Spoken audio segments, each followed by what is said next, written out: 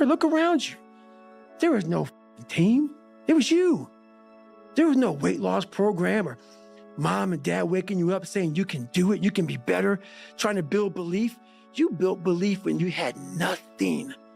Rock bottom. I worked myself so hard that I turned a person this fucked up into this motherfucker right here. Not off of reading a book off a theorist, off of going to work on myself and saying, I don't know how to do this, but I know that to get over there to that side, I gotta grind myself into a fine powder. Fine powder. I did it. I did it off a sure will. And very few people will know how that feels. Very few. I'm kind of a crazy guy. I overtrain for everything I do. I'm not a triathlete by any means. I just train. So my weekly mileage on the run is about a I'm kind of a crazy guy. I overtrain for everything I do. I'm not a triathlete by any means. I just train. So my weekly mileage on the run is about 120, 125. And I bike about 200 to 250 miles a week. And I swim anywhere from 8 to 10 miles a week. So I'm a big ultra runner is what I am. And everything else is kind of cross training. I'm in search for a feeling. I'm not in search for a trophy. I'm not in search for love. I'm not in search for more followers on Instagram or social media. When I started this journey years ago, and I realized that I'm going to be somebody, and I'm searching for a feeling of true victory for myself, and only myself. The second I shut out the whole world and realized that one thing, that I am in this world alone. I'm fighting in this race by myself. Yeah, I'm all about people, I'm all about team, I'm all about that shit. But I'm really all about right now and in my life, just like you said, no one knows the real truth about me, how hard I really go. I don't care if anybody knows. I don't want anybody to know. I'm an introvert. I live an introverted life. And I love that about me. That right there is my fuel, is I know that there's really no one out there grinding like me. And if they are, so be it. If I know about you, I'll make sure that I up my game. That's what the mentality is all about. My whole thing is a mentality thing. I figured this out. Most of us are only 1 to 10% away from greatness. But we think we're so far away from it that we never try. And once I started going down this journey, I started realizing that, and those percents started to add up. And before I knew it, my mind started hardening, and I started passing so many different people that I thought were so far above me. And then before I knew it, man, I became a common amongst the uncommon. A lot of you think I don't have a job. You always say, I see it. If I didn't have a job like you, Goggins, I would work out all day. I got a motherfucking job. I work 16-hour days in the fire line. When I'm demoting, that means coming off the fire line, I work 20-hour days. I always get it in. On the fire line, during the 16-hour days, still get them in. Lunch hour break, get them in. Any break I have, get them in. The excuse is, you want to make yourself feel better because you want to think that your life is so much harder than somebody else's. It's not. You're lazy. You don't put the effort in. You don't want to work at it. There were so many times in my life growing up, I wanted to fit in. And I wanted to be part of a group. And I didn't have any want. And I didn't have that desire.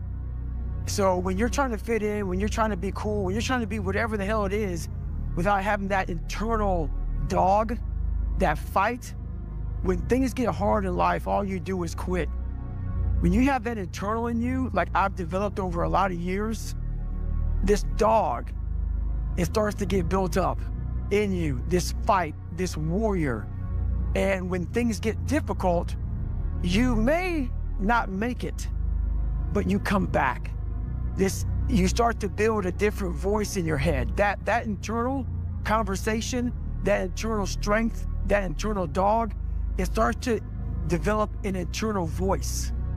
And while my voice in my mind for the first 24 years of my life was very weak, when I started to really build my insides, like my guts getting hard and everything about me getting harder, it developed a different voice. That voice of nurturing, like, oh, David, you came from an abused family. You came from this, you came from that. It's okay. This dog started coming up where it's not okay. I wanted to be one of the 1%ers, not the 99%. I realized I had one life to live, and I have to live it. There's not two lives, there's one life. And all these things started happening to me. And then once that started happening, man, everything flipped. But that internal, it starts to build a voice in you that doesn't allow you to sleep in, doesn't allow you to take days off when you know that you're behind. It just keeps you in check throughout everything you're doing in life, because it's not going to allow you to fail. But if you don't work on the inside of you, you will always have that nurturing voice that guides you where it's okay. It's always okay. And if I would have had that, it would have been okay to stay 300 pounds doing what I was doing. So that internal is everything. I view myself as the weakest person on the planet Earth. My goal in life was to, in my mind, believe I'm the hardest man alive. And that's why the whole thing is can't hurt me. That's what it's about. It's about whatever you think you are, you have to make that dream a reality. But that's where the hard part is making that dream reality. That's where the hard work comes. That's where people know, how do you keep grinding every day? You have to make those insecurities, those fears. Like when I was 300 pounds, I didn't have any drive. I'm gonna go be a Navy SEAL. What kind of stupid shit is that, 300 pounds? There wasn't like a drive to go be a Navy SEAL. I was an insecure, lying kid, afraid. I had to look in my insecurities and in my fear and find drive in that. We're all looking for passion. Passion's all around you. You have a whole stack of it all around you. It's your insecurities, all that shit. You gotta dive deep in that shit. It's all in there. All the energy and fuel you need is right in yourself. It's all there. You got a lot of stuff to do to overcome. And that's where I found it. I found it right there in my own insecurities. I found drive in my own insecurities. And that's the most powerful thing in the world. When you can find drive in your own doubt, fear, insecurities, you become very unstoppable. I was haunted. I've been haunted since I was a young kid. I saw a lot of things I should have seen. I've seen a lot of, I saw a lot of death.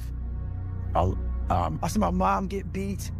And when you're going through this, you start to develop a lot of fear. Fear of attacking life, fear of failure, fear of having big goals, big dreams. So I would dream really small. And all these things happened.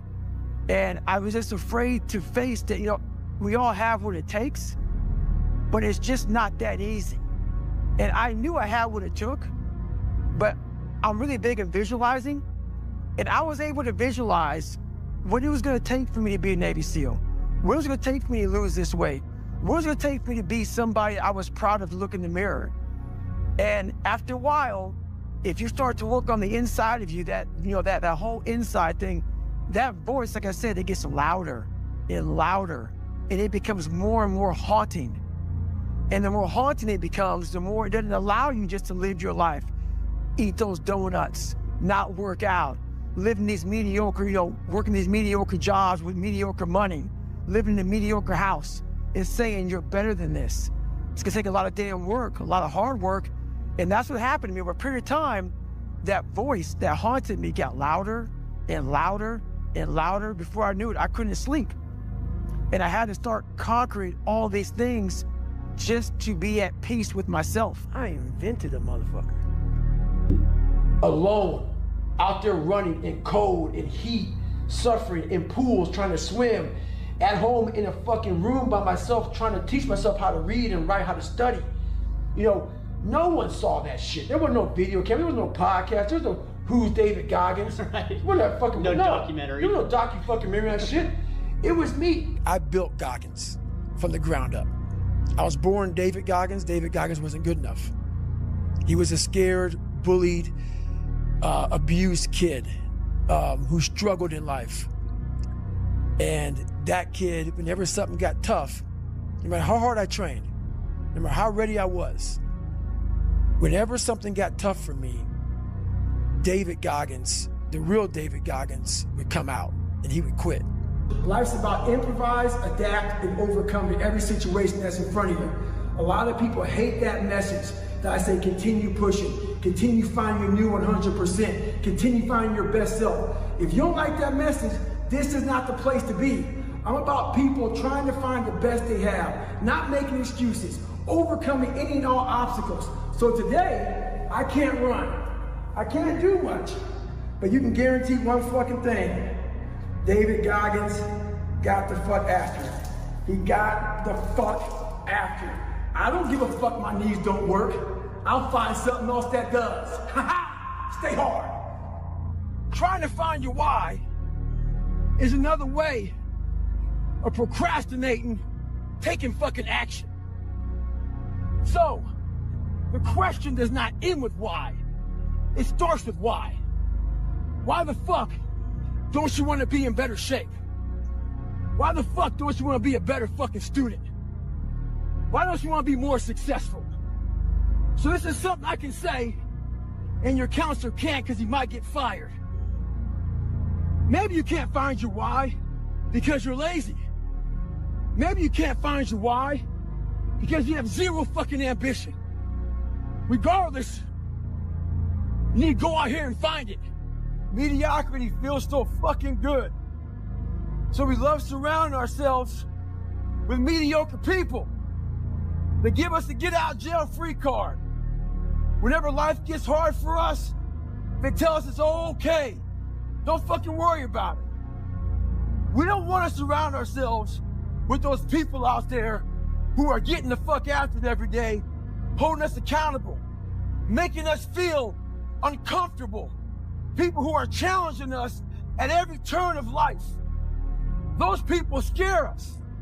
That's exactly where you need to fucking be in your life, with those people who put you in a world of questioning who you are.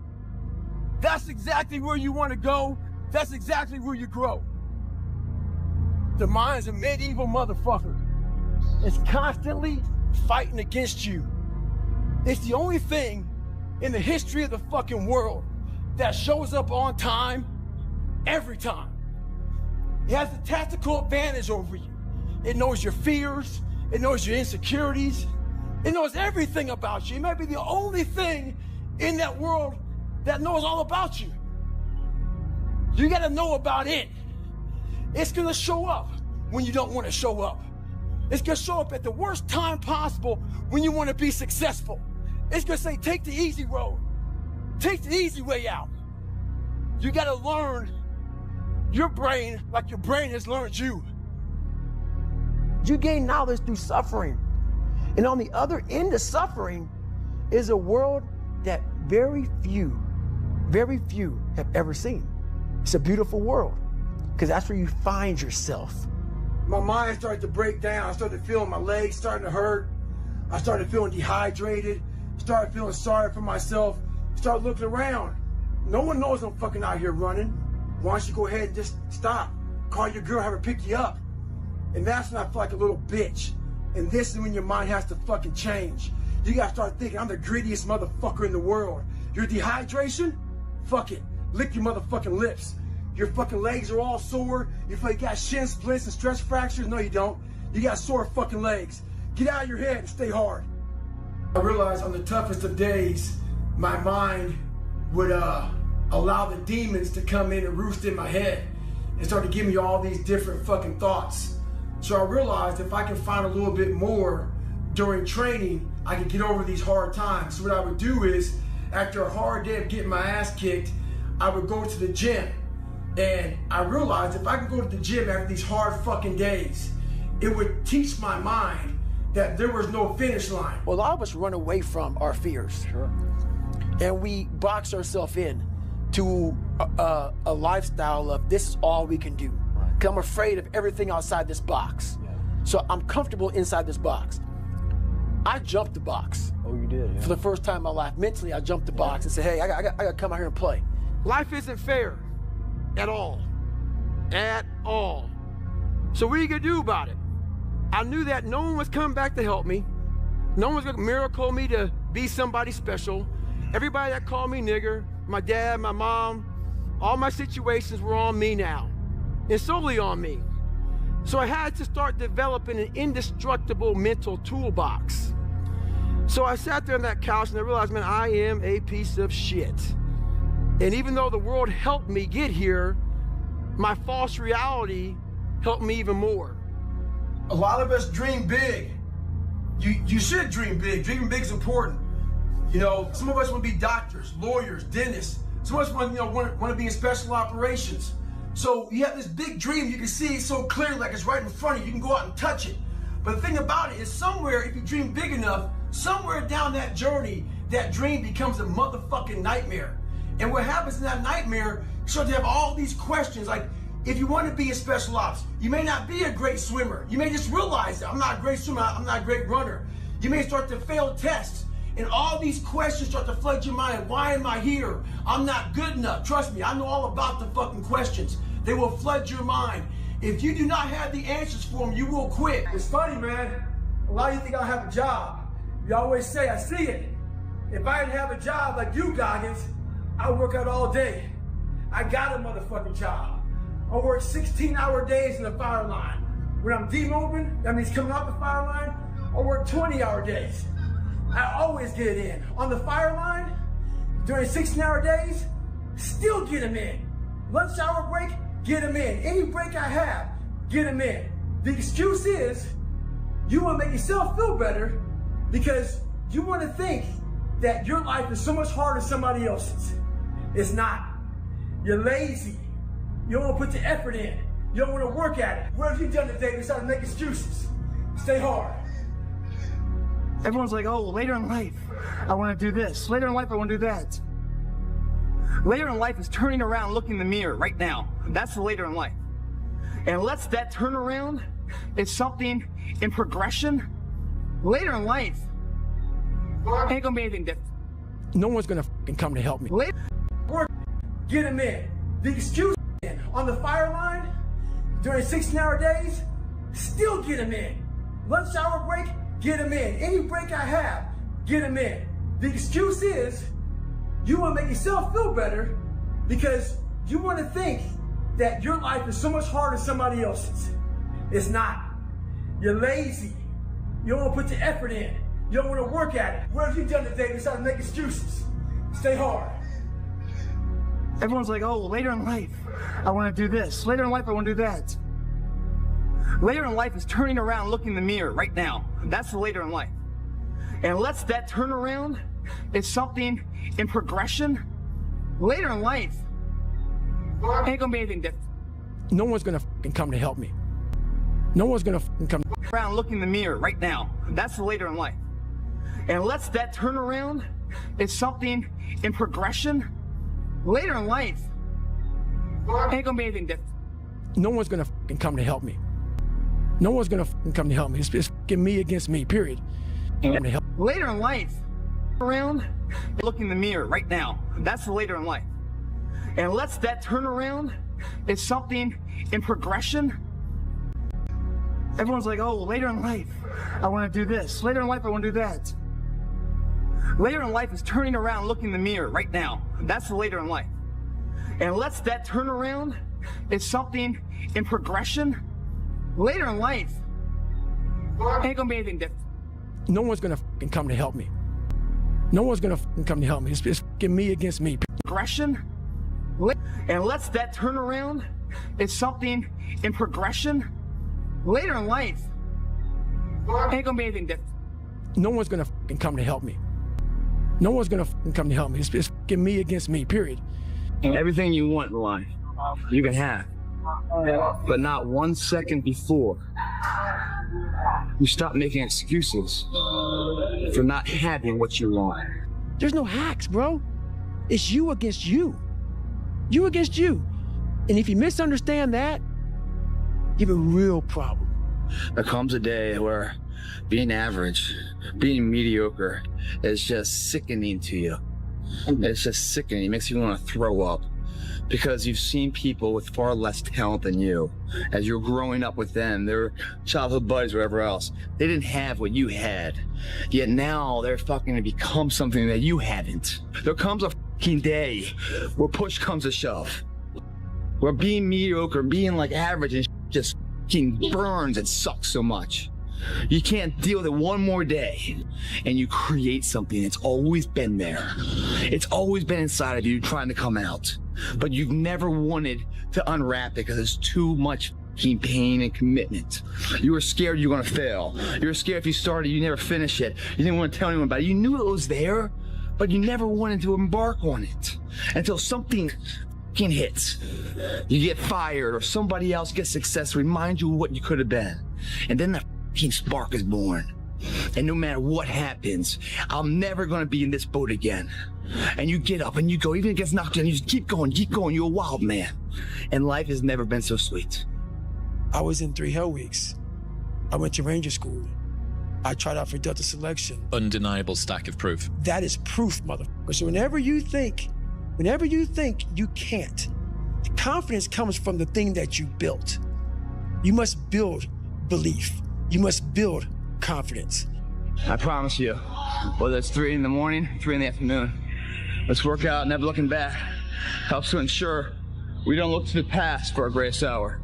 You gotta be moving somewhere with a vision you can get there, belief in that. Somebody just pissed me the f off. I disappeared and come back to a 200 miler. I'm 199 miles into this race. Got my boy Leo pacing me. Finishing up right now. Guy's knees are bad. See how he runs. Yeah, see how I run 200 miles, motherfucker. I'm about to finish this bitch up. Hey, what were you doing for the last 65 hours? I know what I was doing. I was running all up and down the mountains. Getting it in. Doing what I preach about. Life was always giving you a test. Trying to give you a way out. Trying to give you an excuse not to show up. This is my excuse today. But guess what?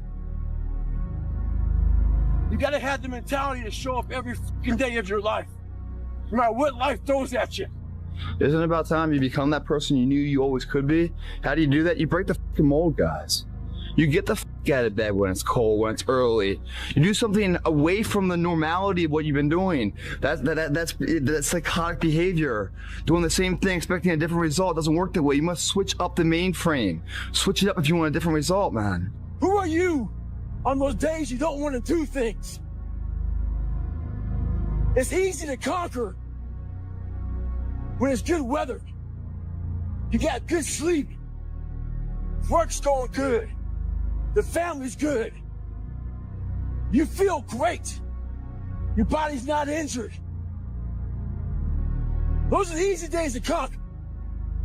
But who are you on those fucking days when all hell's broke loose? Your body's up. You're sore. You're depressed. You're miserable. You're not the favorite person at school. You might be getting bullied. Might be falling behind in life. Who are you on those days when shit's all f***ed up? That's the great divide. Those people who get up on those days when everything's f***ed up and still grind, that's the separator right there. And a year from now, it's gonna happen like that. And who is your future self? 1 year from now, who is it? Just like everyone's out of here, go party Saturday night. They're not willing to sacrifice. I'm like the lone survivor in here. Who are you gonna be in a year from now? And in a year from now, does that future person hold regret or pride? I hate that damn mentality, but I can't get a break. You aren't given any breaks in life. You make them for yourself. We are all being tested in life. While my test is different than yours, you will be tested. And how you face that test and how you overcome that test determines the rest of your life. The one mentality that you must have in life is that regardless of what's in front of you, you still must grind. I don't want to do half the shit I do, but still I grind. And that one day, you see me down a dark alley, run at 1 o'clock in the morning, know one thing. I was grinding. When you've tasted success at one point in your life, it wasn't about the potential, it wasn't about the genetics, it was about the perseverance, and it wasn't about being the hardest worker in the room. That's what got them there, and it didn't happen overnight. They got knocked down more than they ever stood up. But they kept going and kept going and kept going and kept going, because what else is the alternative? To be average again. Some of you just don't understand. Some of you been average for so damn long, you don't know what it is to do hard work. But there's a lot of you out there who want to be much more than average, but just don't know how to do it every single day, the grind. You need to find someone to oil those gears up. But there's a motherfucker out there who wants what you have, who wants the position you are, who wants the job you have, who wants the wife that you have, or the husband. There's someone out there hungry and wants everything you can have. Maybe it's true, maybe it's not. But if it is, it's gonna be your ass. So make that a motivation for you. Accepted and loved and all that shit that I created about 50 people. Whatever you like, I like. Just if you would be my friend, just be my friend. And that's where we get lost in life. I was honest. Look at yourself, man. Look at yourself. And it was that day, and a couple other days after that, I just got real with myself. And every day I came home, I called the accountability mirror. What am I gonna do today to change what I see in this mirror? What am I gonna do today? And a lot of it was, I stopped sitting with the cool guys. I actually tucked my shirt in and went to school looking like, hey man, this is how I'm gonna look. If you don't like it, so be it. I had to really wear this layer of skin. I had to develop a really calloused skin on me to take whatever you're gonna call me, you're gonna call me. Whatever I'm gonna be, you know, I want a geek, but whoever I am, you're gonna see me. You're gonna see me for who I am, because I need to change who I'm not. And that accountability mirror just became raw. And when I became fat over the years, because I fell back in the hole, I called myself fat, because I was fat. And people don't want to do that. They want to say, oh, don't call yourself fat. Don't call yourself dumb. If you're not real and raw with who the fuck you are, nothing's gonna change. And in this nice new world that we live in, we want to hear, you're just a little big. No, man, you might be fat. And it's okay to hear that from yourself and from everybody else. So that's where it started at. And it's raw. It gets ugly sometimes with me in that mirror, but I'm also proud of myself to be able to tell myself that and then fix what's in that mirror. 99.9% of the shit I did to get to where I'm at today was alone, out there running in cold and heat, suffering in pools, trying to swim, at home in a room by myself, trying to teach myself how to read and write, how to study.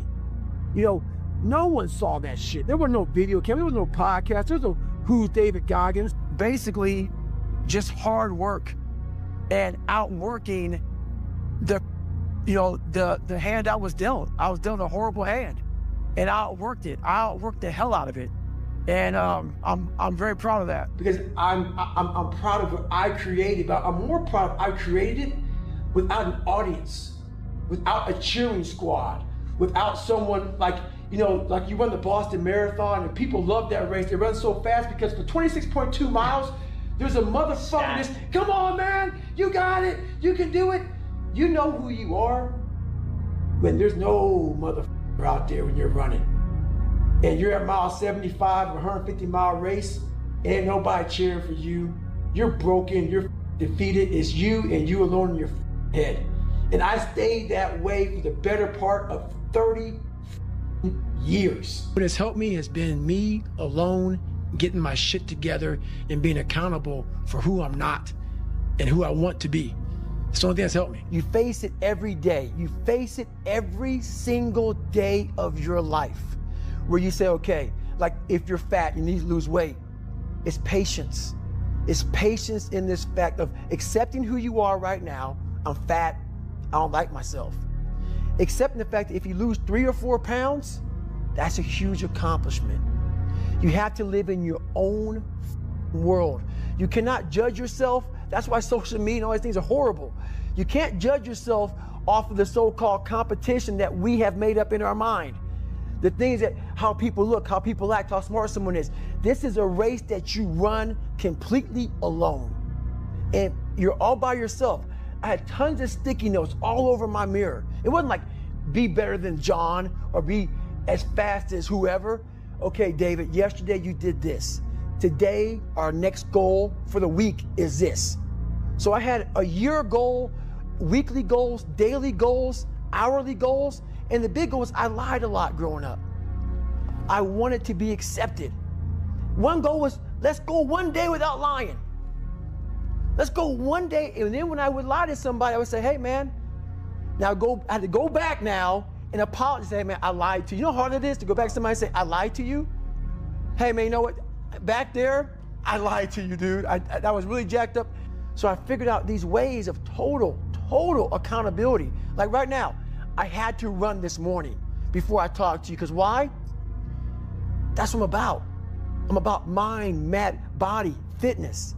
A lot of folks talk so much shit about, hey, I'm gonna change your life. I'm gonna do this, I'm gonna do that. Are you accountable for what you're doing? Are you accountable, and I mean to the T, for what you're saying? I am. And that's where it started. It started with that total accountability of, let's not lie today. Let's tell people the truth about who you are. And when you can get on and tell someone, like I'm doing right now, exactly how up you are, that's the goal in life. To put your life on a billboard, on the busiest road, in the busiest highway in the world, and say, this is how up I used to be. Take it or leave it. I taught myself everything in my whole life. I'm not a theorist, people. There's a bunch of people who are theorists who go to the library, study the mind. They study it in a book. I studied it by being a practitioner. I put my mind in hell, and I realized how it was thinking. And I figured out tools and tactics on how to get through it by being in it, not by studying it, by being in it. And literally, that's how I started callousing over. You know how, so I did, what? I did 67,000 pull-ups in 9 months, and it calloused my hands. It calloused my hands real good to protect my hands against the bar. I started learning how to callous my mind, to callous over my victim's mentality. And that's what I did. I talk about the new norm. When I lived in a $7 a month place when I was growing up for a short period of time, I loved it. I didn't know any different. That was my norm. Once we moved out of that place, we moved to a $236 a month place. I was like, shit, I never want to go back to that little piece of shit. But if you go back to that $7 a month place and you realize this is where I live, this is all I got, your mind says, roger that, this is home. So when I was going through Navy SEAL training for 18 months and going back through all the hard parts over and over again, I told myself after the first time, I knew it was gonna be a long journey there. My body was breaking down. It was just how it was going on. I said, you know what, this is my new norm. So my mind said, it's like going to work. Like you go to work, you put your suit and tie on, I go into suffering every day. Every day, suffering, being broken, duct taping my feet up, stress fractures, shin splints, being broken. This is my new norm. And your mind says, if we're not broken, this ain't normal. We gotta be broken. So then your mind starts to get tougher and tougher and more callous. People, how did you run on broken feet? Broken shins. My mind knew this is how we operate. We're in Navy SEAL training. This is what we are. I became hell. And that became my new norm. I gave myself no way out. There was nothing outside these walls of hell. Nothing. I became